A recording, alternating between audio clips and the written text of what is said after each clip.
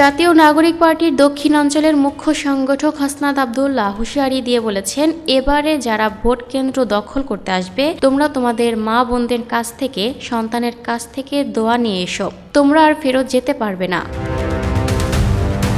বুধবার ৪ ফেব্রুয়ারি বিকেলে ব্রাহ্মণবাড়িয়ার নবীনগরে ১১ দলীয় জোটের প্রার্থী খেলাফত মজলিসের মুফতি আমজাদ হোসেন আশরাফির সমর্থনে আয়োজিত নির্বাচনী জনসভায় প্রধান অতিথির বক্তব্যে তিনি এসব কথা বলেন। হাসনাত আব্দুল্লাহ বলেন, আমরা যে বাংলাদেশ গড়ে তুলব সেই বাংলাদেশ হবে দুর্নীতিমুক্ত। আমরা নির্বাচনের নামে যে খেলা, সেই খেলাই পাল্টে দেব। একটি দল ভোটারদের টাকা দিয়ে আসে, বিরিয়ানির প্যাকেট দিয়ে আসে, বাড়িতে গাড়ি, রিক্সা, সিএনজি পাঠায়, আর সে জায়গায় মানুষ নিজের টাকা খরচ করে আমাদের প্রোগ্রামে আসে। আপনারা বুঝতে পারছেন না কোন লেভেলে খেলা হচ্ছে।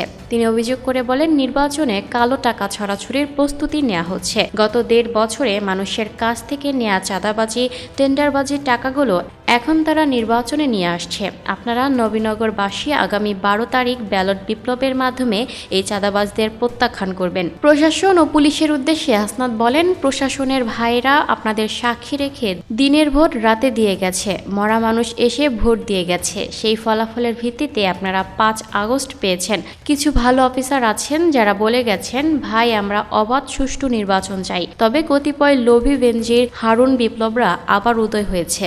প্রিয় পুলিশ ভাইরা, আপনারা বেনজির থেকে শিক্ষা নেন, হারুন ও বিপ্লব থেকে শিক্ষা নেন। গণমাধ্যমের কঠোর সমালোচনা করে এনসিপির এই নেতা বলেন, তৃণমূলের সাংবাদিকরা এসে আমাদের বলেন, ভাই আমরা খবর পাঠাই, কিন্তু সেই খবর কেটে দেওয়া হয়।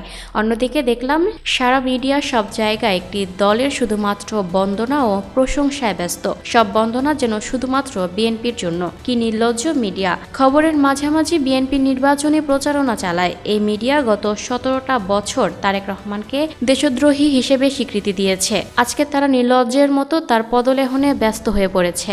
তিনি হুঁশিয়ারি দিয়ে বলেন, মিডিয়ার মালিকেরা হচ্ছে প্রথম মুনাফিক। আগামী নির্বাচনে আপনারা যদি নিরপেক্ষ ভূমিকা পালন না করেন, জনগণ এবার মিডিয়াকেও লাল কার্ড দেখাবে। হাসনাত আব্দুল্লাহ আরও বলেন, এই নির্বাচন ১৪০০ শহীদের নির্বাচন। এই নির্বাচন ইলিয়াস আলীর গুম হওয়ার নির্বাচন। এই নির্বাচন ৩০,০০০ ছাত্র জনতার আহতের নির্বাচন।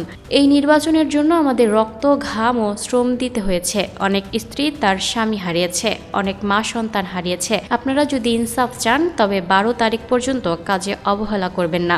নিজের একটি অভিজ্ঞতার কথা তুলে ধরে তিনি বলেন, আল্লাহ যাকে ওপরে উঠায় ভাগ্যের কি নির্মম পরিহাস। গত ১.৫ বছর আগে রোজার ঈদে আমার ব্যানার কুপিয়ে কুপিয়ে এক বিএনপি নেতা ছিঁড়ে ফেলেছিল। কিছু বলিনি, আল্লাহর কাছে বিচার দিয়েছিলাম। এই ১.৫ বছর পরে আল্লাহর কি বিচার, উনার ব্যানারটা লাগানোর ক্ষমতাও আল্লাহ তাআলা দেয়নি। Lucky Akter, people voice television, Dhaka.